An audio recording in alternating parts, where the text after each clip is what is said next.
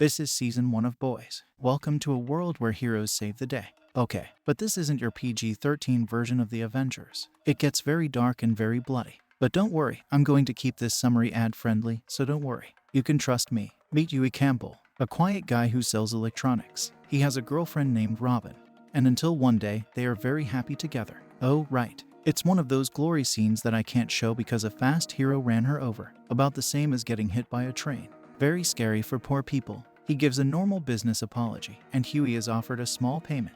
He signs the non-disclosure deal, but Huey doesn't yet. So, the next day, things change in his life. When he meets Carl Urban as Billy Butcher, he basically acts like an R-rated Captain Jack Sparrow. He swears in every single line.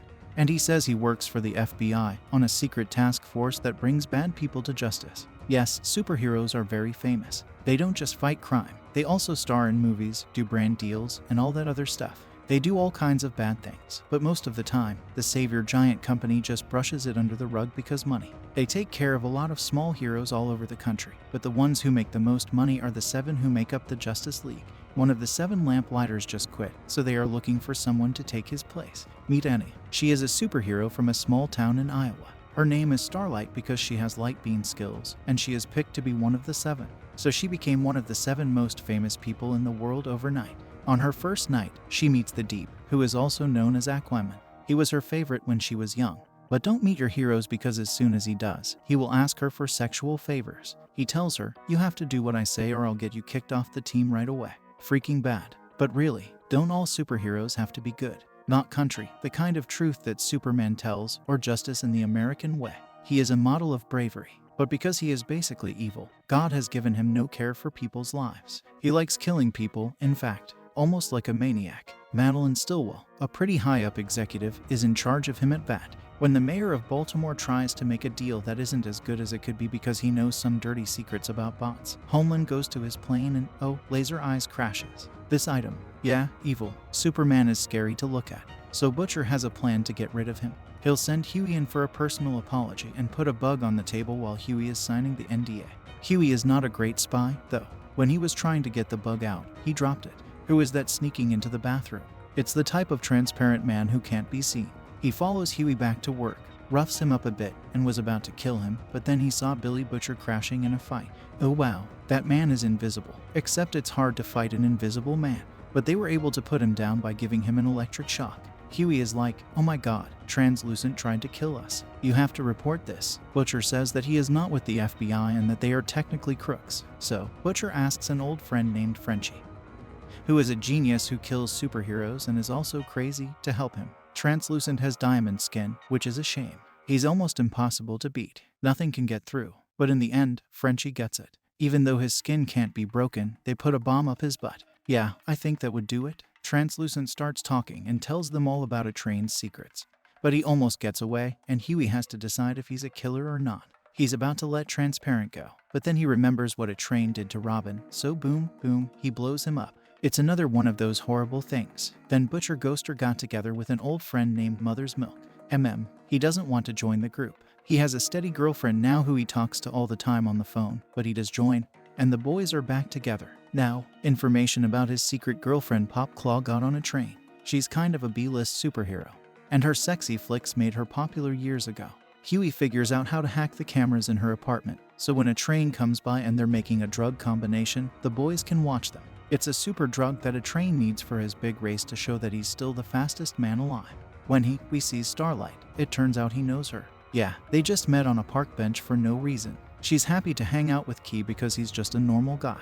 Even stopping crime and helping people hasn't made being in the 7 any better. Theoretically, the whole thing is just a setup to get likes on social media anyway. It's the sprinter race, which isn't very exciting because they only do 1 lap, but a juiced up train wins because he's fast. The boys weren't able to take his compound B, but Pop has some and is doing it right now, getting all jacked. Just then, her owner comes to get the rent, and he and she have made a deal so that he can live out his superhero sexual dreams with her. It's another scene I can't show you, but basically, she loses control because she's high on compound B and kills this guy by accident. But the boys are glad to hear that. Now that they have a lot of pressure on her, she has to tell them everything she knows about compound B. They go to where a train will pick it up, but there's something else here. Frenchie chooses to let a young woman out of jail, but it turns out she was locked up for a good reason. She has a soup and a wild killer craze. Frenchie thinks he can reach her with love, but no matter how hard he tries, she stays out of reach. He gets into a big fight with his mother's milk. The boys are about to break up, but Butcher steps in with one of them. The most funny pep talks ever. He talks in great depth about the Spice Girls and what has happened with their personal jobs since the band broke up. The moral of the story is that some parts weren't important, but they brought us together. Now, the fact that Poplar talks is a big problem for a train. It's not easy to understand. He really cares about her, but she's become too much of a burden, so he kills her. Makes it look like an overdose. He must be so sad. But Frenchie was caught on her security camera, so finding him is one of the 7 Black Noir. He is a very funny Heiner figure because he never speaks or takes off his mask. But he is in a lot of funny, strange situations. He is about to kill Frenchie, but oh, the wild girl stops him. We have a little character battle, and Black Noir comes out on top. It looks like he killed her, but she has a power to heal herself. She is fine. The big goal right now is to get their heroines into the military and get those sweet military contracts, but the leaders are all against it. But when a plane is taken over in foreign seas, it opens up a great chance. The public will back them a lot more if they can go save it. So, Homelander flies there. Don't worry, you're all safe. But when Country is in the pilot, he gets a little trigger happy with his laser eyes and messes up the controls. Oops, Queen Maeve says, hey, do the Superman thing where you get under the plane and fly it to safety. But he says, dude, physics doesn't work that way. So they can't do anything. They watch this plane crash, which is bad news for Homelander. But at least Queen Maeve is beginning to have a problem. Annie and Huey start going out on dates. He's really into her because Butcher told him to. He does listen to her calls. She goes with a stranger to the Believe Expo, a big Jesus festival. Starlight did a lot of these things as a child because she was a good Christian girl. Her mother, who is a classic show mom, put a lot of pressure on her to do them. But now that she knows how bad a lot of things are behind the scenes, thanks to Freshing, she understands that this kind of Christianity is all about homophobia and hate. So when it's her turn to give her big speech about how great Jesus is, she can't do it. Instead, have a heart-to-heart talk, even telling the Deep to stop being sexually harassing her. On her first day of work, she had a talk with the boss where she put him in his place. After that, he became a funny character. He had a crazy side experience where he tried to save a dolphin from Ocean World, but there was no safety, so the dolphin fell out the window. Then, after his sexual harassment story became public, he was quietly kicked off the 7 and sent to Sandusky, Ohio, where he tried to save a crab but ended up killing it. Also, he never takes off his coat because he has some really gross kills. So we leave him in Ohio, where he is broken and crying while shaving his head. Now let's return to the Believe Expo. It is led by Yehezkiel, a Christian character who has the power to stretch. But he's a big liar, just like most superheroes and famous preachers in real life, and the boys are going to blackmail him. He goes in for a private baptism, but he's never tried to force someone to do something before. And it doesn't go so well at first, but he gets the hang of it in the end. They find out that Compound V is getting 2 kids to mate. This leads to a great fight scene in which Butcher uses the baby with the laser eye as a weapon. That was terrible. Boys, see if this is something new. In fact, no one is born with superpowers. All of them were made in this way. Homelander's story about how they became all-American is made up. He grew up in a laboratory. This explains why he has a strange connection with Madeline that is sometimes sexual and sometimes like a mother-daughter bond. Who's my good boy? She asks. It's strange, and it's even stranger because she just went, baby, and Homelander is like, really angry about it. Now, Feral Girl isn't as weird as she used to be, but she still can't talk. So, they bring her to Ellie, Joel Osmond, to find out her story. He is a hero who can read minds. Mesmer was a big kid star, just like he was in real life. In short, get to know the girl whose name is Keo by reading her books. She was forced to join the People's Liberation Army. French year, sure. He has a terrorist girlfriend.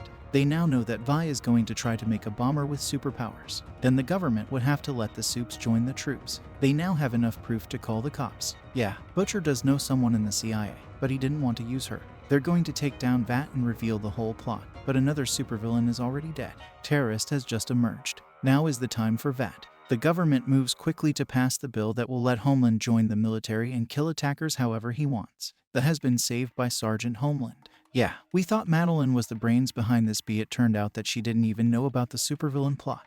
It was at home. So, now that the bot probe is over, the boys are out in the cold. Even more so because Mesmer just said something stupid. He now knows who they are for sure. You make me feel like bad news. Your new boyfriend is a bad guy who has been taking advantage of you. In fact, he killed Translucent and wants to be arrested for it. But he said, no, sorry. I kind of took advantage of you, but I really do love you. Also, who are the good guys, Areva, and the other bad guys? She isn't ready to hear it yet. but she talks to her mom about it and finds out God didn't pick her. That's true. She was given shady drugs through an IV, and her whole life has been a lie. The other boys get caught, but Huey has a plan to save himself. He will get caught himself, but he will sneak in his 7th grade retainer. So they break out, but it's only for a short time. Luckily, Flash of Light Yahoo is here to save them. Starlight is in full superhero mode, just like you said. When a train shows up, a superhero fight breaks out. He is very fast, but not as fast as. But I guess he kind of is, since he knocks her down and is about to kill Huey. But, oh, he's been juicing too much and is now having a heart attack. Huey is like, he wants to kill me, but we're on the right side. Let's get an ambulance for him. While Billy Butcher was on his own mission, he found out that he didn't like Homelander. When he was clean-shaven, he was married to a woman named Becca, and they were very happy together. But she worked for VAT, to be exact. She was in charge of social media for Homelanders, but she went missing 8 years ago for no clear reason. And he found proof that Homeland raped and killed her. But now Homeland is looking into 2 of them, talking to the old doctor who raised him because he didn't kill Rebecca. What happened to her? She ended up getting pregnant with the Homeland, but the baby didn't make it, and VAT hid what happened to protect Homeland. Butcher has now taken Madeline hostage to get Homeland to come out. He says, "You killed the woman I love. I'm going to kill the woman you love right now." But Homeland is like, "Ill love is a very strong word for this. I'm just a normal person, especially one who has lied to me." He did ask her about the butcher's wife, but both her story and the doctor's were a little off. So, he shoots a laser at the one person Homeland might have cared about. Butcher says, "Well, I guess that's the end of that," and then he blows himself up. But he makes it. Homeland took him in their arms and flew him to safety. He says, "Dude, I want you to see this. You're gonna flip." It turned out that his son was okay. Oh man, but tiny country. His mom has raised him. Becca Butcher. Yes, the woman you have spent your whole life with. The season 1 finale of The Boys shows that revenge is still alive and well. If you like this summary, click the button to sign up for more. I'll tell you what happened in TV shows and movies, so don't miss out.